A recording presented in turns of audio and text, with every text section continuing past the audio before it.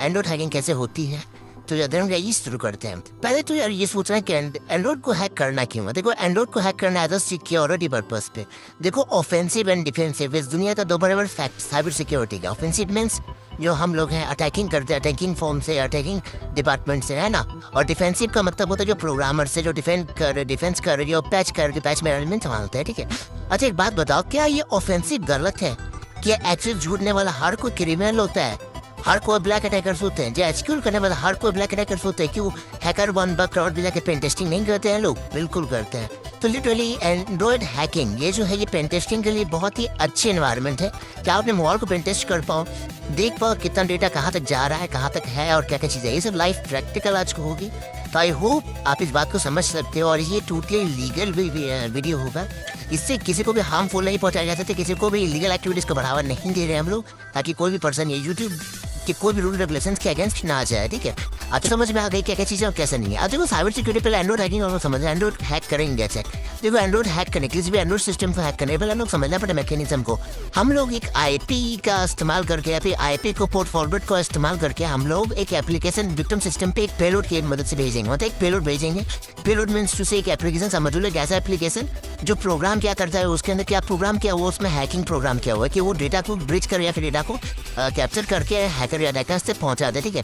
इन चीज़ों को होता है और इसका इस्तेमाल करके हैकिंग को परफॉर्म किया जाती है। एंड्रॉइड हैकिंग को जो सक्सेसफुल हम लोग वे पे कर पाते हैं, ठीक है। इसका इस्तेमाल में जो आता है वो आता है RAT means remote access trojan once more, remote administrative trojan once more, random access trojan। चलो इस तीनों को मतलब समझते देखो एंड इसका इस्तेमाल करते हैं तो वो क्या किस पे आता है, रिमोट एडमिनिस्ट्रेटिव रूल पर। तो डीपली पढ़ रहा है यार, याद रखना 5 मिनट का वीडियो लास्ट के 2 मिनट देख लो बस हो जाएगा। लेकिन उतना ही सीखने का वीडियो वाच करें तो कोई मतलब नहीं बनता।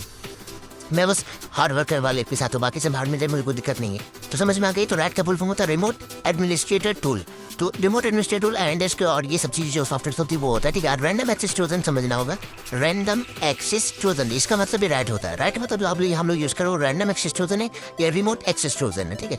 मतलब एक ऐसा ट्रोजन जो रिमोट एक्सेस प्रोवाइड करता है। ये विंडोज और लिनक्स और आपका एंड्रॉइड सिस्टम तीनों के लिए आता है। चलो दिखाता हूँ मैं कैसे क्या है। तो देखो मैंने अभी सब कुछ इंस्टॉल कर रखा है। यहाँ पे देखो मैं विक्टिम सिस्टम को पेलोड भी भेज चुका हूँ। ये पेलोड और कोई नहीं मेरे खुद का है, मेरे सिस्टम में।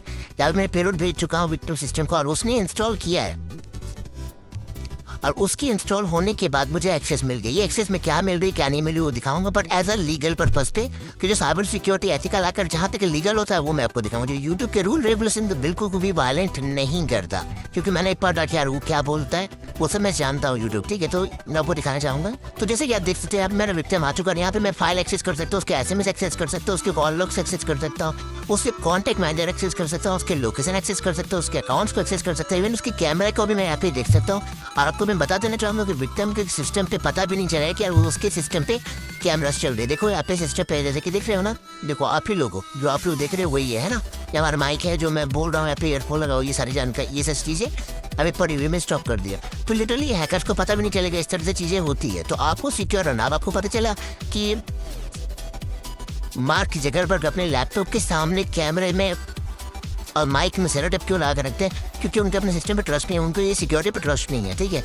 उतने बड़े लोग सिक्योरिटी में ट्रस्ट नहीं तो आप और मैं क्यों करें सिक्योरिटी पे ट्रस्ट, ठीक है। इसके अलावा और भी चीज़ें मिलती है हमें हैकिंग के वर्ल्ड में, जैसे कि आप देख सकते हैं यहाँ पे हम लोग एप्लीकेशन खोल रहे, कितने सारे एप्लीकेशन हमारे सिस्टम पे इंस्टॉल्ड है। यहाँ पे की लॉगर आता है, सेटिंग आता है, फोन आता है। फोन मतलब मैं किसी को कॉल भी कर सकता हूँ, कोई भी कॉल ले सकता। तो सबसे बड़ी बात है SMS आती है, तो OTP हैक हो सकती है। तो याद रखना अब से as a security researcher, as a white attacker, as a knowledgeable person, क्योंकि हर कोई अब हैकिंग के वीडियो देख रहा है ये इंपॉर्टेंट नहीं है, वो तो सिक्योरिटी बेस पे देखते हैं। तो जो लोग हैं जो सिक्योरिटी को बहुत ज़्यादा डीपली समझना चाहते हैं और उसको गहरान करते हैं, तो उनको बोलना चाहूँगा कभी भी अननोन एप्लीकेशन इंस्टॉल ना करो। प्ले स्टोर के अलावा कहीं से और इंस्टॉल ना करें। उसे प्ले स्टोर कर सकते हैं, प्ले स्टोर में दिक्कत नहीं है।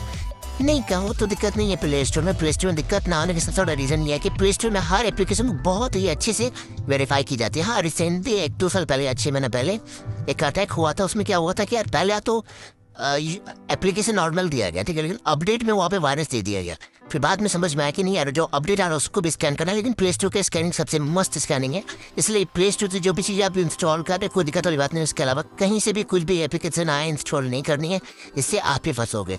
आई होप आपको ये वीडियो पसंद आया होगा।